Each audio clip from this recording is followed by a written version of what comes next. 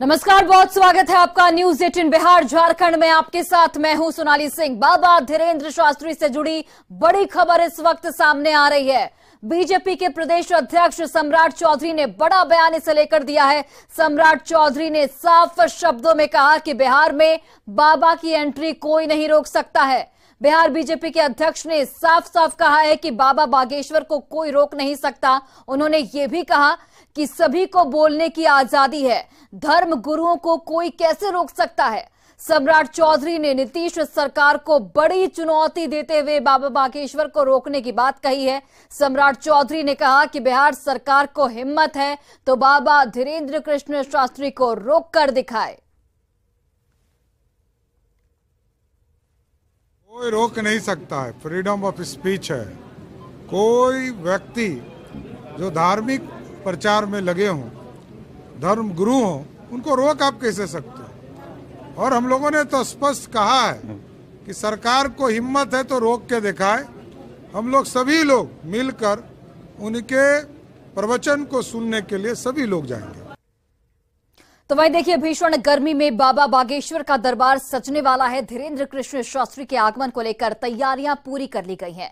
गर्मी में भक्तों को राहत देने के लिए पंखे और कूलर का भी इंतजाम किया जा रहा है। जो लोग दूर बैठेंगे उनके लिए एलईडी टीवी की भी व्यवस्था की जा रही है। आयोजन समिति का कहना है कि जो लोग पहले आएंगे वो आगे बैठेंगे। इस खबर पर अधिक जानकारी दे रहे हैं सहयोगी अमरजीत शर्मा। बाबा बागेश्वर धाम की सरकार उठकर यहाँ आ रहे हैं। धीरेन्द्र कृष्ण शास्त्री जब यहाँ से हनुमंत कथा सुनाएंगे तो इस गर्मी में उन्हें गर्मी तो ज़रूर लगेगी, लेकिन उसके लिए भी यहाँ पर व्यवस्था की गई है। आप देख लीजिए, यहाँ भारी संख्या में जो है पंखों का इस्तेमाल किया जाएगा। इसके अलावे भी और कई एक चीज़ जो है लगेंगे।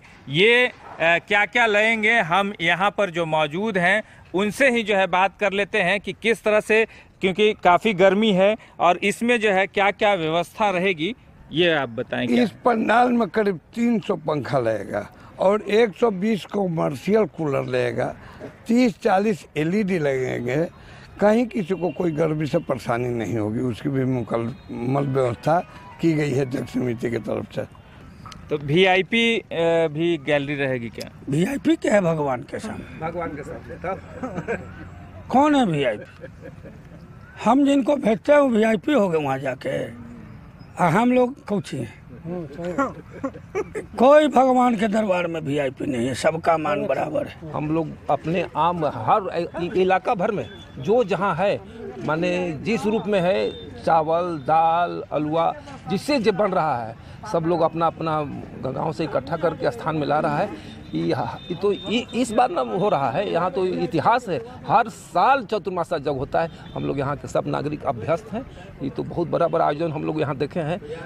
बहुत भाग हुआ है, मनुष्य घर बड़ा भाग हो, मनुष्य तन पावा। बहुत भाग हुआ है तो मनुष्य घर, और फिर नारायण के न सेवा करें नारायण को, तो फिर बेकार की बात है ना बात। तो यहाँ जो है आए हैं, किस तरह का सहयोग दे रहे हैं? बहुत जो जिस तरह का बनेगा सहयोग देंगे, दे रहे हैं, सब तरह से देंगे। दे रहे हैं या दे रहे हैं। हाँ, क्या सब सहयोग, जो भी कमी रहेगा, जहाँ जहाँ लोग लगा देंगे वहाँ हम लगेंगे, रहेंगे।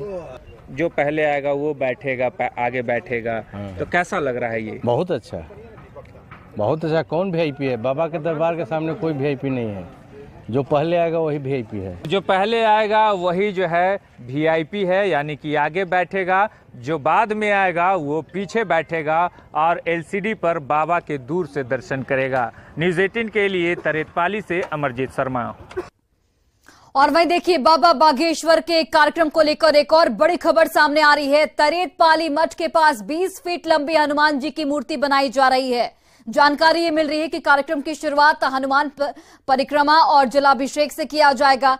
मठ की भी यहां पर परिक्रमा की जाएगी। ये भी जानकारी सामने आ रही है कि बाबा बागेश्वर के दरबार में कोई भी वीआईपी व्यवस्था नहीं की जाएगी। जो व्यक्ति पहले आएंगे उनको आगे बैठने का मौका मिलेगा। बाबा धीरेन्द्र शास्त्री के आगमन को लेकर पंडाल और सुरक्षा के लिए खाका पूरी तरह से तैयार कर लिया गया है। तो कोई वीवीआईपी या फिर वीआईपी व्यवस्था नहीं होगी। जो पहले आएगा वो पहले बैठेगा और जो बाद में आएगा वो बाद में बैठेगा और एलईडी टीवी के जरिए बाबा के दर्शन करेगा।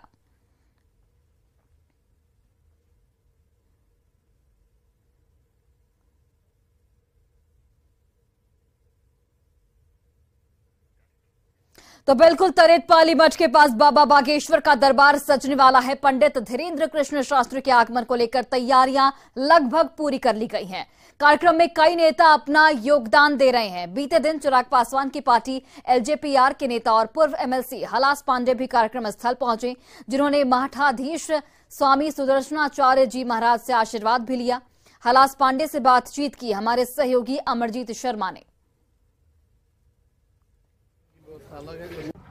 नवतपुर तरेत में होने वाले हनुमत कथा को लेकर के भले ही राजनीति हो रहा हो, लेकिन राजनीति करने वाले भी इसमें सहयोग देने के लिए आ रहे हैं। हमारे साथ मौजूद हैं पूर्व एमएलसी हुलास पांडे। क्या कहेंगे जिस तरह से राजनीति हो रही है यहाँ, जो धीरेन्द्र शास्त्री आ रहे हैं उसको लेकर के, और आप लोग जो है उससे हट के यहाँ पर पहुँच रहे हैं? निश्चित तौर देखिए, एक धार्मिक आयोजन है और धार्मिक आयोजन में या धर्म के ऊपर राजनीति करना कहीं से किसी के लिए शोभा का विषय नहीं है। धर्म आस्था का विषय है, राजनीति का विषय नहीं है। अगर आपकी आस्था इस धर्म में है तो आप निश्चित रूप से एक भक्त के रूप में, एक श्रोता के रूप में आप यहाँ आइए। अगर आपकी आस्था इस धर्म में नहीं है तो निश्चित तौर पे आप मत आइएगा। लेकिन उंगली उठाना, इसको रोक टोक करना, इसमें व्यवधान डालना किसी धर्म के लिए ये शोभा का विषय नहीं है। जो बागेश्वर धाम फाउंडेशन है उसके सचिव हैं, उनसे भी बात कर लेते हैं। अभी आयोजन के लिए क्या पूरी तरह से तैयार हो गया? पूरी तरह से हम तैयार हैं और इसमें सारी तैयारी आप देख रहे हैं। ये आपको 11 के सुबह में सारा फिनिश नज़र आएगा। फिनिशिंग स्टेज में चल रहा है अभी ये काम और तैयारी में कोई कमी नहीं है। हम लोगों ने अभी जैसे एक सूचना, जैसे कि माननीय विधायक पूर्व एमएलसी महोदय ने भी बताया आपको कि 25 लाख लोग आने की संभावना है। इसमें प्रतिदिन संभावना यहाँ तक पहुँच गई है और महिलाओं की उसमें बड़ी भागीदारी है। इसलिए हम लोग यहाँ पे अभी 500 शौचालय पीएचडी की ओर से ही बनाया जा रहा है। सरकार का सहयोग है उसमें। न्योता सभी जगह हाँ, न्योता सबको हम आपके माध्यम से आमंत्रित करना चाहते हैं। सब लोग आए, वो लालू जी आए, तेजस्वी जी आए, नीतीश जी आए, तेज प्रताप जी आए, अन्य लोग आए, सारे पार्टी के लोग आए। इवन हमने माले के गोपाल रविदास को भी किया है निमंत्रित, वो लिए भी हैं। उन्होंने कहा कि हम आएंगे क्योंकि उनके भी वोटर ऐसे हैं जो धर्म के प्रति आस्था रखते हैं। तो जाहिर सी बात है कि यहाँ पर जो है वोट की राजनीति नहीं हो रही है, लेकिन जो है धर्म जो है सभी के लिए है और धर्म के जो मानने वाले लोग हैं वो आएंगे यहाँ पर और यहाँ पर हनुमत कथा सुनेंगे। दानापुर के तरेत पाली मठ से न्यूज़ 18 के लिए अमरजीत शर्मा। और चलिए इसी बीच बड़ी खबर मोतिहारी से सामने आ रही है, जहां पर नाबालिग लड़का लड़की का शव बरामद किया गया है। दोनों का अधजला शव बरामद हुआ है। प्रेम प्रसंग में हत्या की आशंका जाहिर की जा रही है। सिकरहना नदी के पास दोनों की लाश मिली है। सुगौली के माली डुमरी गांव की पूरी घटना, पुलिस मामले की छानबीन में जुटी हुई है।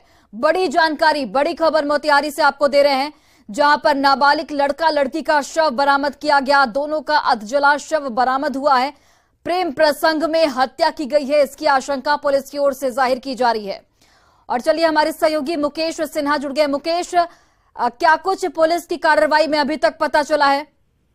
जी, सुगौली में ऑनर किलिंग का मामला आया है, जिसमें नाबालिग लड़का और लड़की के जले शव को पुलिस ने बरामद किया है। सिकरहना नदी के किनारे से माली गांव के समीप से बरामद हुआ है और पुलिस इस मामले में जांच में जुटी है। ऑनर किलिंग का मामला माना जा रहा है और यह भी बताया जा रहा है, ग्रामीणों से जो बात हुई है उसके अनुसार, कि दोनों में प्रेम प्रसंग था और स्कूल में पढ़ने के दौरान ये दोनों में प्यार हुआ है और उसके बाद से दोनों ने आपत्तिजनक स्थिति में पाकर के ऑनर किलिंग का मामला सामने आया है। जी, दोनों के परिजनों से क्या बात हो पाई है पुलिस की?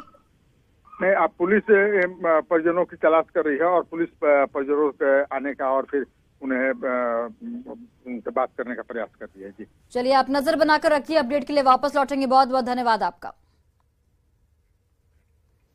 और एक और बड़ी खबर मुजफ्फरपुर से सामने आ रही है, जहां पर सड़क हादसे में 3 लोगों की दर्दनाक मौत हो गई है। ट्रक ने तरबूज बेचने वालों को यहां पर रौंद दिया है। एक व्यक्ति की हालत फिलहाल गंभीर बनी हुई है। स्थानीय लोगों ने ड्राइवर को पकड़ा है। स्टीयरिंग फेल होने की बात कही जा रही है ड्राइवर की ओर से। सरैया थाना क्षेत्र के रेवा की पूरी घटना, जहां पर सड़क हादसे में 3 लोगों की दर्दनाक मौत हो जाती है। एक ट्रक ने तरबूज बेचने वालों को यहां पर रौंद डाला है। एक व्यक्ति की हालत फिलहाल गंभीर बताई जा रही है, जिसका अस्पताल में इलाज जारी है। स्थानीय लोगों ने हालांकि ट्रक ड्राइवर को पकड़ लिया है और ड्राइवर की ओर से यह बात कही गई है कि स्टीयरिंग फेल हो गया, उसकी वजह से यह हादसा हुआ। सरैया थाना क्षेत्र के रेवा की पूरी घटना, फिलहाल पुलिस मौके पर मौजूद है। तो बड़ी खबर, बड़ी जानकारी मुजफ्फरपुर से, जहां पर भीषण सड़क हादसे में 3 लोगों की मौत हो गई। ट्रक ने तरबूज बेचने वालों को यहां पर रौंद दिया है। एक व्यक्ति की फिलहाल स्थिति गंभीर बनी हुई है। स्थानीय लोगों ने ड्राइवर को यहां पर पकड़ लिया है। स्टीयरिंग फेल होने की बात कही जा रही है ड्राइवर की ओर से। सरैया थाना क्षेत्र के रेवा की पूरी घटना, जहां पर लोगों की भी मौजूदगी है, पुलिस प्रशासन की भी मौजूदगी है। तो सड़क हादसे में 3 की दर्दनाक मौत हो गई। तरबूज बेच रहे थे वो लोग, जब ट्रक ने उन्हें रौंद दिया। एक व्यक्ति की हालत फिलहाल गंभीर बनी हुई है। और वहीं गोपालगंज में क्रिकेट खेलने को लेकर हुए विवाद में मां बेटे को चाकू मारकर जख्मी कर दिया गया है। घटना कुचायकोट थाना क्षेत्र के रामपुर माधो गांव की है। जख्मी मां बेटे को इलाज के लिए अस्पताल में भर्ती कराया गया, जहां महिला की हालत गंभीर बनी हुई है। डॉक्टरों ने महिला को बेहतर इलाज के लिए मेडिकल कॉलेज गोरखपुर रेफर कर दिया है। आरोप है कि राजेश चौहान के बेटे मुन्ना कुमार के साथ गांव के ही कुछ युवकों से क्रिकेट खेलने को लेकर विवाद हुआ था, जिसके बाद कल देर शाम घर पर पहुंचे युवकों ने मुन्ना कुमार और उसकी मां फूल बदन देवी को चाकू मारकर जख्मी कर दिया। पुलिस मामले में प्राथमिकी दर्ज कर कार्रवाई करने की बात कह रही है। क्रिकेट खेल रहे तो वहाँ पे वो गाली हमको दे दिया। उसी पे हम जाने पूछे तो हमको पता के चाकू से मारने लगा। वहाँ पे मम्मी हमारे चोरे जो घर में खींच के ले जाके चाकू से मारने लगा। और वहीं बिहार के मुजफ्फरपुर से एक अनोखा मामला सामने आया है, जहां एक पार्षद और आरजेडी नेता ने नगर विधायक विजेंद्र चौधरी पर गंभीर आरोप लगाए हैं। आरजेडी नेता संजय केजरीवाल ने नगर थाने में आवेदन दिया है, जिसमें उन्होंने ये आरोप लगाया है कि इन दिनों नगर विधायक विजेंद्र चौधरी उन्हें लगातार टारगेट कर रहे हैं। संजय केजरीवाल का आरोप है कि विधायक विजेंद्र चौधरी नगर निगम में दबदबा बनाए रखने के लिए किसी हद तक जा सकते हैं। इससे पहले उन्होंने शहर के एक बड़े नेता परमेश्वर यादव को अपना दुश्मन नंबर 1 बताया था, बाद में जिनकी हत्या भी कर दी गई। वहीं इन आरोपों को लेकर कांग्रेस विधायक विजेंद्र चौधरी ने सीधे तौर पर कहा है कि आरोप गलत लगाया गया है। पार्षद को विधानसभा का चुनाव लड़ना है, इसलिए वो अनर्गल बयानबाजी और आरोप लगा रहे हैं। मेरी रेकी जो बार बार हो रही है मेरी हत्या की नीयत से, उसमें इनका हाथ तो नहीं है। और इनके शागिर्द देवेंद्र चाचान, डम्पू चाचान जी के विषय में सभी लोग बखूबी जानते हैं। मैं तो चाहूंगा आपके माध्यम से कि जिला प्रशासन, पुलिस प्रशासन, बड़े से बड़े अफसर लगा के इनके भी सारे इतिहास को खंगाल ले। जब से ये सामाजिक जीवन में आए हैं, और मेरे भी इतिहास को खंगाल ले। अगर मैं कसूरवार हूं तो मुझे सजा दे, नहीं तो निष्पक्ष जांच होनी चाहिए।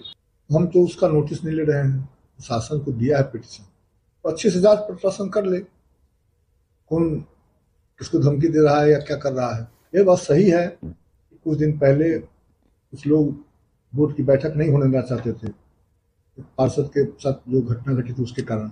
उसके पहले वाले बैठक में बजट नहीं पास करना चाहते थे। हमने दबाव देके सब लोगों को कहा कि नहीं, बजट पास नहीं होगा तो काम रुक जाएगा, काम में दिक्कत हो जाएगी। तो वो काम हो गया।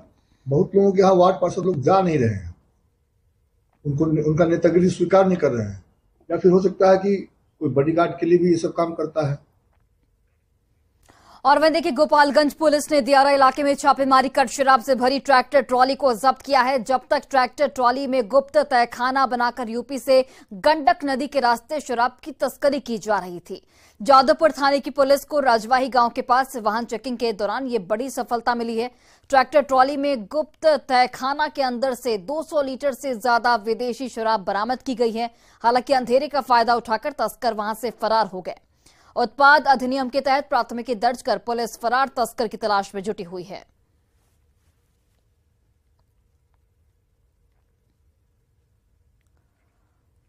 और वही देखिए, जमशेदपुर का एमजीएम अस्पताल कभी इलाज में लापरवाही तो कभी अस्पताल में जारी कुव्यवस्था से लगातार सुर्खियों में बना रहता है। यहां इलाज के लिए भर्ती एक मरीज की मौत के बाद जमकर हंगामा हुआ। दरअसल सीताराम डेरा थाना क्षेत्र के न्यू सीताराम डेरा निवासी महावीर को सांस लेने में परेशानी हो रही थी, जिसे देखते हुए उसे एक दिन पहले अस्पताल में भर्ती कराया गया था। तबियत बिगड़ने पर परिजनों ने इमरजेंसी में ड्यूटी पर तैनात डॉक्टर और नर्स से ऑक्सीजन लगाने की गुहार लगाई, लेकिन डॉक्टर और स्वास्थ्य कर्मियों ने एक नहीं सुनी, जिसकी वजह से महावीर की मौत हो गई।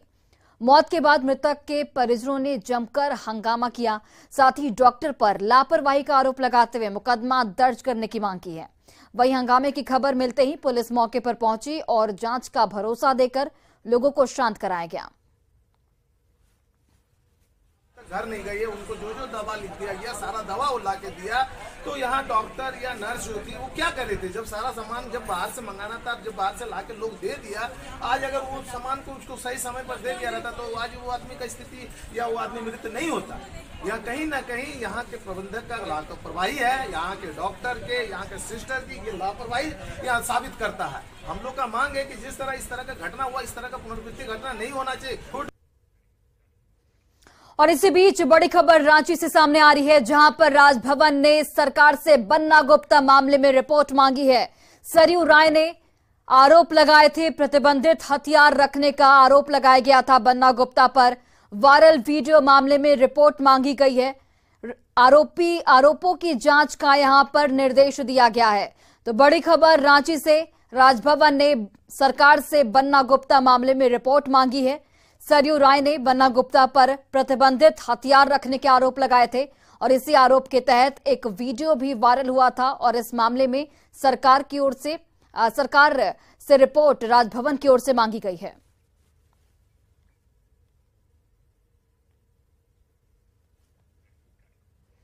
और चलिए अगली खबर मुंगेर से, जहां केंद्रीय कृषि राज्य मंत्री कैलाश चौधरी ने बीजेपी की कोर कमेटी की बैठक में भाग लिया और कहा कि बिहार में विकास का काम ठप पड़ गया है। बिहार में बीजेपी जन सहयोग से आंदोलन चलाएगी। उन्होंने कहा कि राज्य में लॉ एंड ऑर्डर की भी स्थिति बेहद खराब है। वहीं नेता प्रतिपक्ष विजय सिन्हा ने कहा कि ऐसा लगता है कि अवैध शराब का कारोबार करने वाले और अवैध खनन करने वाले माफिया बिहार में सरकार चला रहे हैं। सुनिए। कर रहे हैं, यहाँ पर दंगे हो रहे हैं, अन्य प्रकार से जिस तरह से यहाँ का अपराधी जिस तरह से खुलेआम घूम रहा है, तो ये सबको लेकर आने वाले समय के अंदर इस बहरी भूमि सरकार को दांत खट्टे करने का काम करेंगे। जनता के साथ में खड़े होकर बड़े आंदोलन भी करेंगे, ताकि आने वाले समय के अंदर इस सरकार को पता चले कि जो वादा खिलाफी करती है उस सरकार को कभी जनता है वो जवाब भी देती है। आने वाले वक्त के अंदर इस प्रदेश का विकास, जिस तरह से देश का विकास हो रहा है, भारत आगे बढ़ रहा है, विश्व स्तर पर जिस तरह से भारत की पहचान बनी है और विकसित भारत की हम जब बात कर रहे हैं, तो ऐसी सरकार यहाँ पर आने वाले समय के अंदर डबल इंजन की सरकार बनी। ये सरकार तुष्टीकरण की राजनीति में बिहार को आतंकवादियों, उग्रवादियों, अपराधियों का शरण स्थली बना रहा है और ऐसी सरकार तुष्टीकरण की राजनीति में बिहार को बर्बाद कर रहा है। खुफिया तंत्र पूरी तरह से फेल है। यहाँ के पदाधिकारी दबाव में हैं, सत्य को बोल नहीं पा रहे हैं और सत्ता में बैठे लोग जब पहले ही घोषित कर दे, माननीय बिहार के मुख्यमंत्री कहते हैं बीजेपी का हाथ है, तो पदाधिकारी किसका हिम्मत है सत्य को लाएगा, सामने उजागर करेगा। और फिलहाल इस बुलेटिन में बस इतना ही। आप देखते रहिए।